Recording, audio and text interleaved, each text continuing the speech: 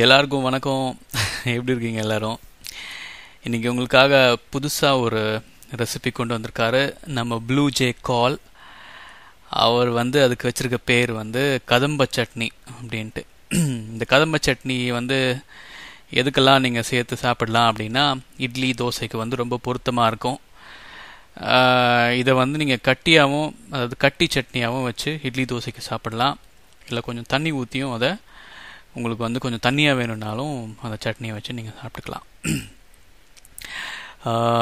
இதுக்கு தேவையான என்னெல்லாம் தேவை அப்படின்ட்டு இப்போ பார்ப்போம். ஒரு வெங்காயம் வேணும், 4 பல்லு பூண்டு, அதாவது அந்த பூண்டினுடைய பல் 4 வேணும். அப்புறம் ஒரு 4-5 பட்டை மிளகாய். உங்களுக்கு காரம் அளவு உங்களுக்கு எவ்வளோ தேவைப்படுதுன்னு நினைக்கிறீங்களோ அந்த அளவுக்கு ஒரு 4ஓ 5ஓ ஒரு பட்டை மிளகாய் எடுத்துக்கோங்க. கொத்தமல்லி தழை அரைக்கட்டு வேணும். அப்படி இருந்தீங்கன்னா அந்த அரைக்கட்டு தழை கொத்தமல்லி இருந்துச்சுன்னா உங்களுக்கு நல்ல மனம் கிடைக்கும். அந்த வாசம் அப்படியே வசீகரமான ஒரு வாசமாக இருக்கும் சாப்பிடும்போதே. கொஞ்சமாக புளி, கொஞ்சம்னா என்ன அப்படின்னா அந்த கொட்டைப்பாக்கு அளவு, கொட்டைப்பாக்கு போடுவாங்க இல்லையா, அந்த கொட்டைப்பாக்கு அளவு 50 பைசாத்தினோட அளவு இருந்தாலும் போகிறோம். அந்த அளவுக்கு புளி எடுத்துக்கோங்க. ஒரே ஒரு தக்காளி, ஒரு சாதாரண அளவு கொண்ட ஒரு தக்காளி எடுத்துக்கோங்க. இப்போது இதெல்லாம் எடுத்துக்கிட்டாச்சு. இது எல்லாத்தையும் நீங்கள் தனித்தனியாக எண்ணெய் எதுவும் போடாமல் அதில் வதக்கணும். ஏதாவது ஒரு கடாயிலையோ இல்லை உங்களுக்கு என்ன மாதிரி தவா வச்சுருக்கீங்களோ அதில் எண்ணெய் மட்டும் போடாமல் அதை தனித்தனியாக வதக்கிக்கோங்க. நல்லா வதக்கின பிறகு எல்லாத்தையும் ஒன்றா சேர்த்து அரைச்சிருங்க. உங்களுக்கு மிக்ஸி இல்லை அம்மிக்கல் எதுவாக இருந்தாலும் அதில் வச்சு ஒன்றா வச்சு நல்லா மசியாக அரைச்சிட்டு,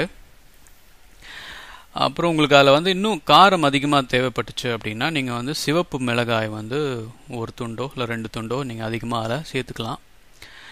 இதில் அரைக்கும் போது என்ன நீங்கள் பார்க்கணும் அப்படின்னா, கொஞ்சம் கொஞ்சமாக தண்ணி ஊற்றி அதை கொஞ்சம் கெட்டியாக அரைச்சிக்கோங்க. உங்களுக்கு கெட்டியாக அந்த சட்னி வேணும் அப்படின்னு நீங்கள் நினச்சிங்கன்னா கொஞ்சம் கொஞ்சமாக தண்ணி ஊற்றி அதை கொஞ்சம் கெட்டியாக அரைச்சிக்கோங்க. இது இட்லி தோசைக்கு ரொம்ப நல்லாயிருக்கும். ரொம்ப சீக்கிரமாகவும் அந்த செஞ்சிடலாம். ரொம்ப நேரம் ஆகாது. மிஞ்சி போனால் ஒரு 15 நிமிஷம் 20 நிமிஷம் தான் ஆகும். உடனே உங்களுக்கு தேவைப்படுற மாதிரி சட்னி தேவை அப்படின்னு நினச்சிங்கன்னா இந்த மாதிரி ஒரு சட்னியை நீங்கள் செஞ்சுக்கலாம்.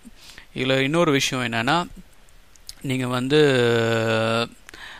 கொத்தமல்லி நீங்கள் அரைக்கட்டு கொத்தமல்லி போடுறதுக்கு பதிலாக ஒரு 1/4 கட்டு கொத்தமல்லியும் ஒரு 1/4 கட்டு புதினாவும் நீங்கள் சேர்த்து அரைச்சி பார்க்கலாம். இதனுடைய சுவையும் ரொம்ப நல்லாயிருக்கும் சாப்பிட்றதுக்கு. அந்த புதினாவும் கொத்தமல்லியும் சேரும் போதே ஒரு நல்ல ஒரு சுவை வரும் இல்லையா, அந்த மாதிரி ரொம்ப ருசியாக இருக்கும் அந்த இட்லி தோசைக்கு சேர்த்து சாப்பிடும் போது. உங்களுக்கு இதை கொஞ்சம் தண்ணியாக வேணும்னு நினச்சிங்கன்னா ஏற்கனவே சொன்ன மாதிரி தண்ணி கொஞ்சம் அதிகமாக ஊற்றி நீங்கள் இதை அரைச்சிக்கலாம். இதை செஞ்சு பாருங்கள்.